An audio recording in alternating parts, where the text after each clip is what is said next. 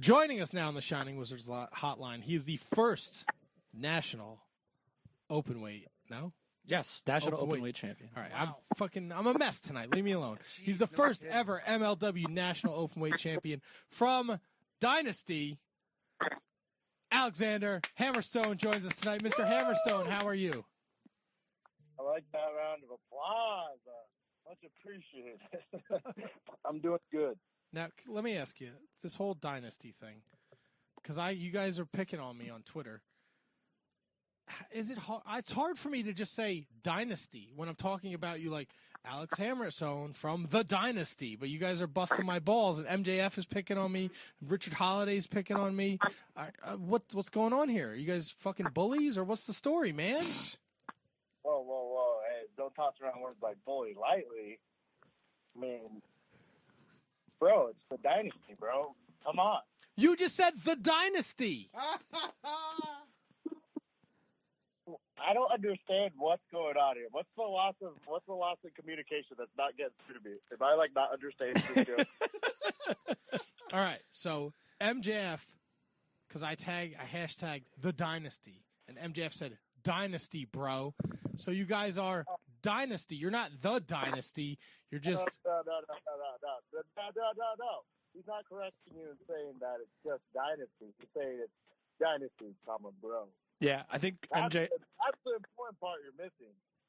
So MJF was just reinforcing that you are he was being emphatic about being the Dynasty, correct? No. Let me explain. We're all off here. You missed it. That's Dynasty or the Dynasty, but whichever it is, it's Dynasty, bro. Oh, I got it. Yep. I got it now. Right over my head. All right, so we're good then. So how does it feel to be the first ever MLW National Openweight Champion? Well, I got to say, it feels pretty damn good. My phone hasn't stopped buzzing for 72 hours, but other than that, I got no complaints. So let me ask you this, just to piggyback on Matt's question. You guys throw out the word Dynasty. It's your destiny, or it's not your destiny. It's Dynasty. Now you are starting a legacy as a first ever holder of this championship belt. How does that resonate with you? How does that make you feel, knowing that you will be the first? Your name is in the books forever.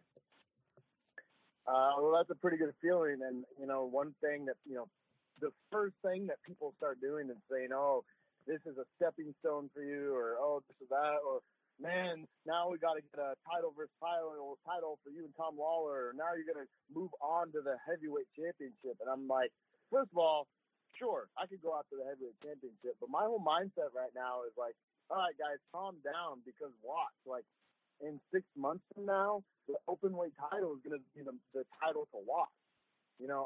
I'm going to make this the premier championship. That's my responsibility. I'm the first person to have it, so the legacy starts with me. The perception of the title starts with me, and I'm going to be very quick and very adamant about making sure that this is the centerpiece of the show, and that pretty soon people are going to say, "Hey, Tom Lawler, why don't you go after Hammerstone's openweight championship," and not vice versa.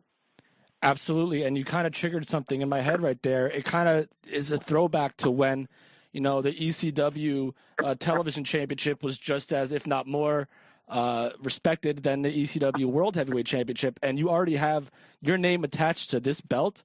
To me, already has that feel where it's equal to, if not, more important than the World Championship. No disrespect to that championship, but how does that make you feel, knowing that what you guys have done collectively and yourself individually can mean for this championship belt? I mean, I could say that feels pretty good, but that's like you telling me that the sky is blue or water is wet. It's just the way it is. I knew when I came to this company what I was going to do. Richard Holliday knew what he was going to do. MJF knew what he was going to do. When you put the three of us together, it's pretty obvious that something big was going to happen. It's I came here from the get-go, working towards a specific goal, a very specific goal, and then come here to say, "Hi, Mom, look, I'm on TV. Make sure you turn in and watch." So it's just as expected. I name a more legitimate guy in the company than me. any marks can go and say, well, I like this guy or I like that guy, but you know, you can like what you like, but at the end of the day, like, you got to be realistic and look at who's the best, who's firing on all cylinders. And that guy, there's not a lot of people that you could say, give me a run for the money. So I'm going to make this title very legitimate. It's going to be the centerpiece, and there's not going to be a lot of arguing room for that. Talk a little bit about the chemistry that the three of you guys have, Richard Holiday and MJF. Did that take a while to click? Did you know it was going to be gold right away? Was there any sort of feeling out process with that? I did not know it was going to be gold right away. I felt a little bit uneasy about it because I am kind of a glory hog. I do want to be the centerpiece, the spotlight. I do want all those things. And to hear, like, okay, I'm with this group now, you know, it's a little bit, you know, okay, how's this going to go? But it has been probably the most fun I've had in wrestling, maybe in my entire career. But the thing is, like, you know, you could say the Dynasty are three guys who are all this or that, but every one of us brings something different to the table. We're all a different type of person, but we got enough in common to make it work. And, you know, from the very get-go there, it was good, but every time we're out and together, it's just that much better. I really, really can't wait for, like, this whole next month of television to start airing, because the Dynasty, whether it's our matches or just catching us backstage in some promo videos, I guarantee we're going to be one of the most talked about parts of the show, just for pure entertainment. Well, if you guys already weren't one of the most talked about parts on the show, you definitely are now, especially with that gold around your waist. I got to ask you about your finisher. The Nightmare Pendulum is unbelievable. It looks awesome. It looks like it really, really puts people to sleep. Where'd you come up with that? It's a slightly adopted from a move that was used in Japanese wrestling. I put a little bit of my own twist with the way I finished it, but I kind of had the idea in my head, you know, at one time or another. And then one of these times, you know, watching matches on YouTube and watching some Japanese wrestling like highlights, I thought, hey, that's what I was thinking, or that's pretty close to what I was thinking. You know, I think the guy came down to his knees when he did it. So in my opinion, it looks not quite as cool. And pretty much then, like, I first time I ever used it, I didn't even intend for it to be a finish, but I hit it, and the reaction I got from the crowd was just insane. It's almost the same thing every time. There's like a pop that you get from the wrestling fans, but it's almost like a gasp. It's a mix of that same reaction where it's like, wow, that was a cool move, versus, oh my God, is that guy hurt? Get a little bit of both. And once I heard that reaction, I came to the back, and everyone said the same thing. They said, you know, that move's 10 times cooler than your finish. And from then on, it just became a thing. And I was a little bit hesitant to use it for a while, just because it is a difficult move to pull off, and I do wrestle a lot of big guys. But then again, you know, I'm probably the fucking strongest guy in MLW, so I just have to hit the weights a little bit harder, and I'll hit that move on anybody. So now it's my full-time finish, and you'll expect to see it anytime I'm in the ring. Kind of a personal question for those not familiar with what you did leading up to Fury Road. How much coin did you have to shell out for that gym just for yourself? Okay, well, here, I will say this. I'm not going to say MLW officials lied, but maybe bet the truth, because, you know, one of the things was I rented out a gym on my own dime, and I'm not going to say I didn't rent out a gym, but I'm going to say Maxwell Jacob Friedman has a little bit more money in his bank account than me. He's a good friend of mine, and he might have helped out.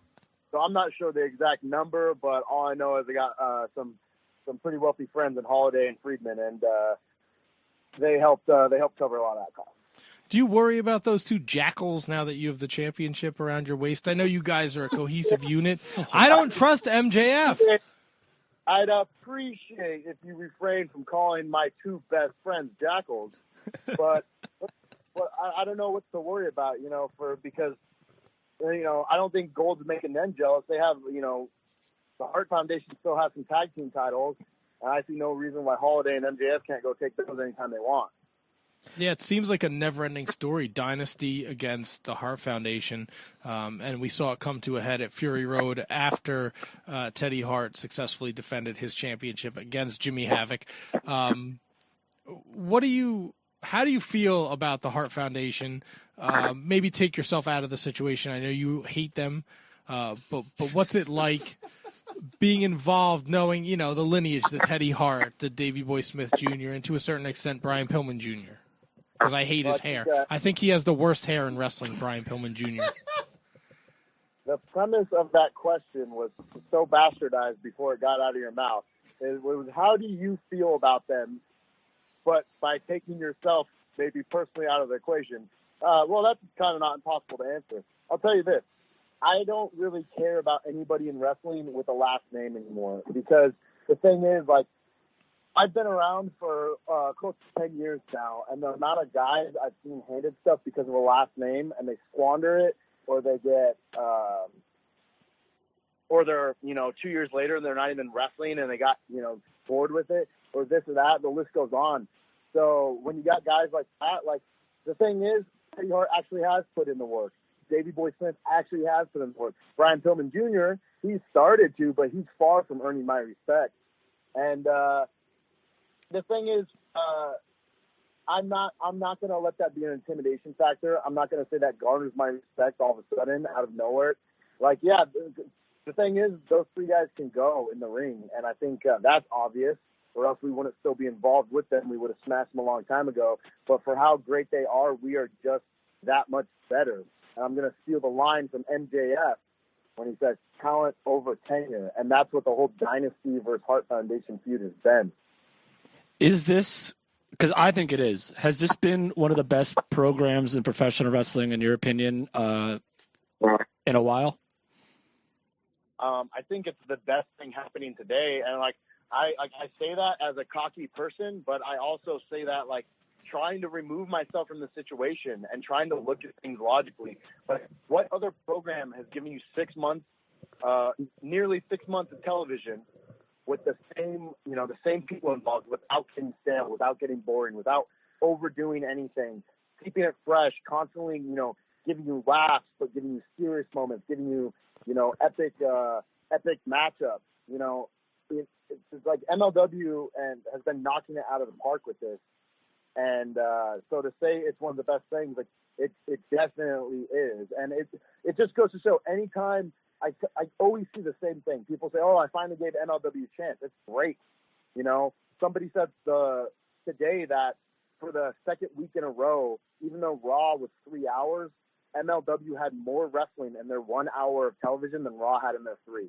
And that wasn't like in their opinion, that was a minute by minute, comparison. Right, and we are 100% on board this MLW train. At least we have been for like the last 3 or 4 months, and we're with you. Let me ask you this though: going back to what makes this feud great, what kind of combination is it? Is it like the experience? I mean, you said you've been here for 10 years. Is it the experience? Is it the collaboration? Is it MLW management? How does this puzzle come together, and how has it worked so well for so long? Well, the characters have the storyline is almost naturally there. Like I said, with the talent versus tenure, you could look at us as young, obnoxious, maybe arrogant, as that's what we've been called. I wouldn't personally say that about myself. And then you could look at the Harts as, maybe the seasoned veterans and the ones with the legacy behind their names, things like that. Obviously Pillman's not a, seasoned vet, but he also does have the legacy to carry. But you got 6 very different personalities, and all of them go together so well. So it's just going to create a dynamic that there's so much that we've done, and there's still so much that we can do. I'll say this: at any given time, I wish we could, stomp them under a boot and move on to the next thing, whatever's going to get us more money, more attention, more championship opportunities. But at the same time, if we're having matches with the Harts against, till the end of the year, you better believe it's still going to be good television, and it's going to be great wrestling matches. There's one group right now that's running around that has me pretty pissed off, and that's Contra. Have you guys had any sort of association, or are you kind of just trying to stay out of their way at this point? Contra doesn't even hang out in the locker room. Those guys, I don't even know what they do. They just show up and do whatever they want whenever they want. So I don't even know if I've ever even met the members of. Well, I've met them outside of MLW, but I don't even think I've ever seen them in the MLW locker rooms. Definitely never been across them in an MLW ring. So who knows? That's an interesting topic for maybe for another day. I don't even know. The potential's always there, you know. Luckily, they've taken to terrorizing some other individuals. But if they ever decide to stick their nose in our business, I think they'll find that we're a little bit tougher to bully. Well, with the championship now around your waist and MJF and Richard Holiday shooting for gold, I mean, you guys have to, at least in the back of your mind, have a thought that Contra and even Selena De La Renta might be gunning for you guys if at one point in the near future all holding the gold. Yeah, but that sentence that you just said has implications that we're worried about anything whatsoever. I don't care. You can have the entire MLW roster put on their Christmas card to Santa that they want to wrestle the Dynasty or they want to take our gold. It doesn't really matter. You know, you could have every single person there gunning for us. But the thing is, unless you have a 100-on-1 match, I am not scared. You put the whole Contra unit against me, I still think my odds are pretty good. Look at my track record. Look who's pinned me in MLW. God damn. He's the best. He's very confident. I love it. And I like it. I love Alexander Hammerstone. Out of all three members of the Dynasty, you are my favorite. I do have to ask. I've been on this hair kick. I think Jimmy Havoc and Brian Pillman Jr. have the worst hair in MLW. Man, you had some awesome long hair. I mean, do you miss the long hair? You look like a superhero, dude.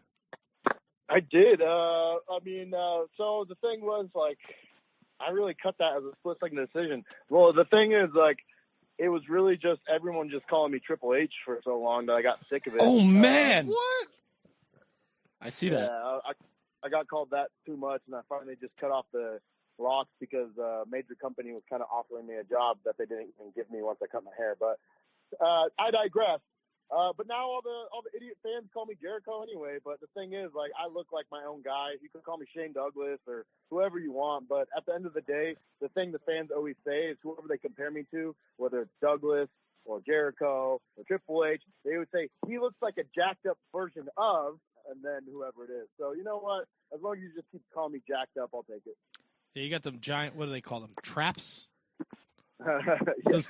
Yeah, because we don't really. If you saw any of us, I was at the airport the other day, and I was having, I don't know if anybody really realizes this, but it kept saying I had travel issues at Fury Road, travel issues, and I'm sure everybody watching at home is like, oh, that's a dumb, weird part of the storyline to put over so much, but it was 100% true.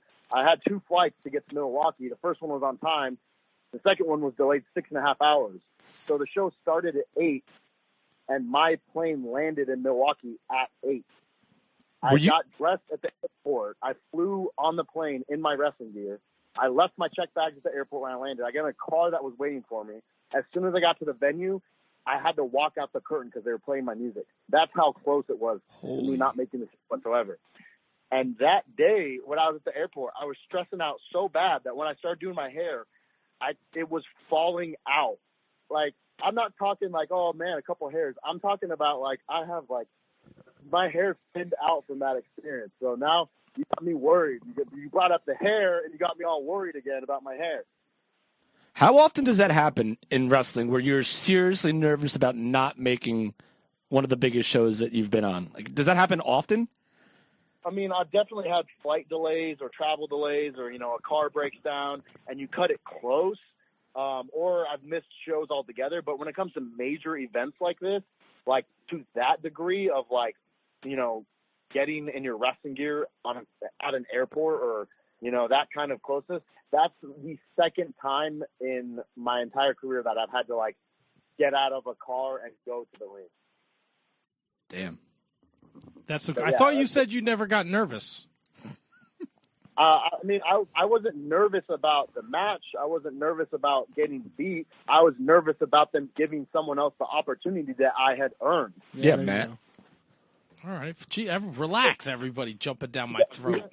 You're saying You got to think when the show's going to go on. It's live television. It was being broadcast across the U.S., over in the UK, Ireland, etc. So if I wasn't there, you know, there was talks of possibly putting Richard Holiday in that match. There was talks of not doing the match whatsoever. And as much as I love Holiday, well, you know, that's the shot that I earned.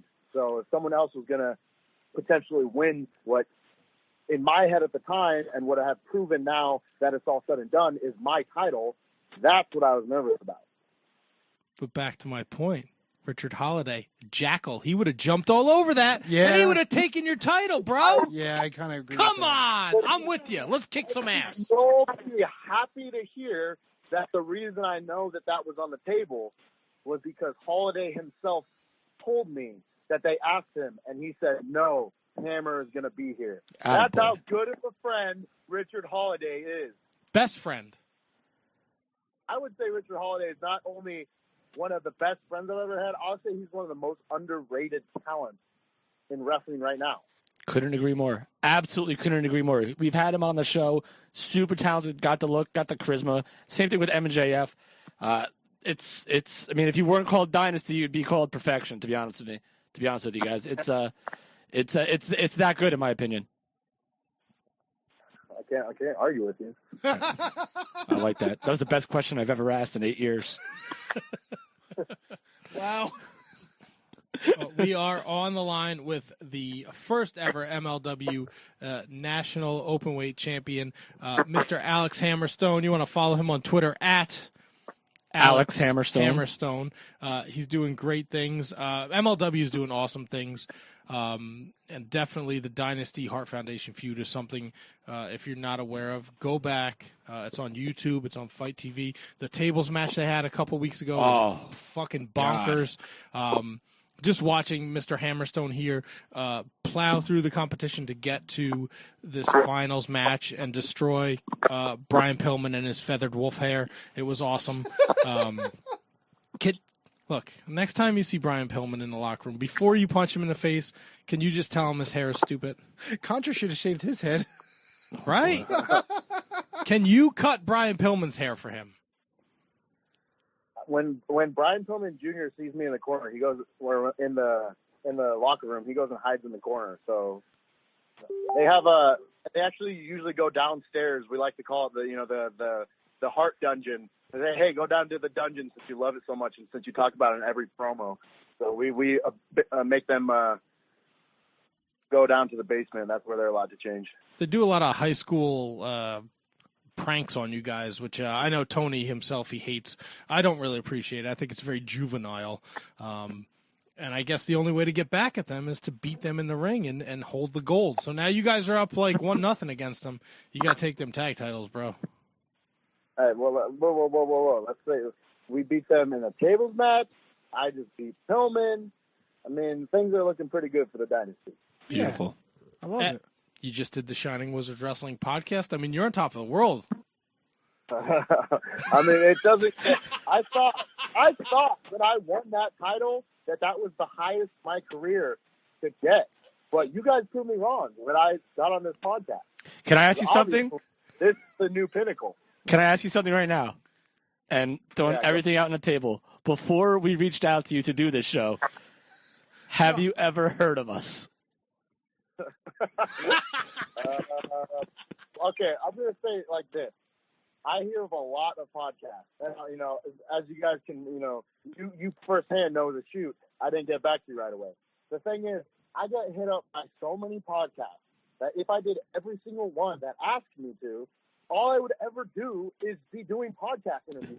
And you got to understand that a lot of these podcasts are not two guys who understand wrestling, who have, some legitimate questions and lined up with, feedback that's worth a crap with actual audience that listens. A lot of these guys just buy a microphone and they just want to talk to a wrestler they like. They have nobody that listens to it. I find their Facebook page for their podcast and it has 3 likes and 2 of them are from their parents. So the thing is, I'm not. I don't do every podcast. I usually do wait until I ask around and kind of hear what's the scoop. And luckily for you guys, Holiday gave me the 411. He let me know that you guys are on the up and up. You guys are not complete jerk off. A little bit of jerk off, not complete jerk off. A little bit. Well, that's Matt. So I decided to give you a ring today. Might be a week late, but now I get to talk about the title that I won instead of the title that I'm going to win. Fair enough. I watched Fury Road with my mother-in-law last night. She said you were very orange. I tried to explain to her. I said, look at the other guy. He's white as a ghost. This guy looks like $1 million. She doesn't get it. She doesn't watch wrestling. Your mom has no appreciation for a good Hogan tan. Right? I told her. That was a Hogan 91 tan. Right? In a couple of years, it'll look like hot dog skin. You'll be good. I'm really thinking wrestling is going to kill me long before I get old enough for the tan. Awesome. Well, I hope not. Alex, I do enough in that ring to my body with the tanning, with the everything in between that I don't want to be around at 50 and see the repercussions. I want to live fast, get some title belts, and leave it all in the ring. Hopefully I die taking a Doomsday Canadian Destroyer or something. Wow. All right. That's pretty serious. Last question before we let you go, because we are about to end our show. You're fucking diesel as fuck. I'm sure you eat right. You do everything right. But when you cheat, right, when it's cheat meal day, what is the fucking Hammerstone smashing? And don't say lady parts, sir, because that would be inappropriate. I don't know why. I mean, honestly, so I'm based out of Phoenix, Arizona, but Vegas is probably my most common stomping ground. And they have a place out there called Protein House, which I know that's a big disappointment because it's still like health food, but I'll just spend like $60 on like protein pancakes and protein cheeseburgers and all kinds of stuff like that. I actually almost hate when I get flown into Vegas early because then like I can't resist but go to Protein House. I usually end up spending at least half my wrestling payday on food because I'm an idiot. Do you think you could eat more than The Rock? Because The Rock eats a shitload on his cheat day. Because, that's what normal people do, that freak. Who knows? I mean, the thing is, I eat a lot on a normal basis, so I think I can hang with the best of them. Little known fact, I used to have a YouTube channel. Well, I mean, I guess I still do, but I don't keep up any fitness stuff on it like I used to. And I once did a 20,000 calorie cheat day. I only made it to 17.5, but that's still 17,500 calories in one day. That's insane. You got to feel like shit after you eat that much, no? Mostly just I felt like I was a garbage human being like for doing that. But only eat so many slices of s'mores ice cream pie before you question what you're doing with your life. I'd be questioning myself all the way to the bathroom. Oh God. I think it was actually the reverse effect. So much went in that it took about 3 days before it started coming out. Oh, that's got to be painful. Sounds about right. Ugh, walking around with a s'mores shit for 3 days. On that note, that's how you wanted to end the podcast. I was just going to say the same thing. Alex Hammerstone, this has been a pleasure, sir. Awesome. At Alex Hammerstone on Twitter. Follow And him. Instagram. And Instagram. Jesus Christ. MLW is on BN Sports. BN Sports Saturday night. It's on YouTube, 8 o'clock on Monday nights, and Fight TV. It drops on Tuesdays. Definitely watch what Mr. Hammerstone is doing. As you heard, he's going to elevate the open. It's already done. It's already been done. And then Contra's coming after him, and you know what? He don't give a shit because That's he's gonna excuse my language. He's gonna fuck somebody up. Yeah, fuck the Contra. Tony right. hates the Contra. I hate Contra, dude. They cut Tom Waller's hair. I hope you destroy them all. He didn't even want a haircut. It's a good thing you got a haircut. They would have fucked your hair up. All right. Thank you so much, Alex. Anything you want to leave your fans with before we let you go? I think we just about covered it. I look forward to hopefully getting some new fans, unless Holiday lied to me and your subscribers are just your mom and your dad too. So. We do a lot of catfishing. We put a lot of fake accounts on our end. That's right. All right, guys. Thanks All right, guys. Alex, we'll see you July 25th in New York for MLW. We'll hopefully be at the show. We'll get to meet you in person. Sounds like a plan. Thank you, sir. Enjoy the rest of your evening. Appreciate you taking some time out of your busy schedule. The one and only MLW National Open Heavyweight Champion. Holy shit. The strongest man in America. He crushed Lou Ferrigno's head like a grape, Alex Hammerstone. There you go. Thank you, sir. Have a great night, brother. One last sentence before I hang up. Let's do this again when you guys know the name of the title I hold. All right. Yeah. Have a good night.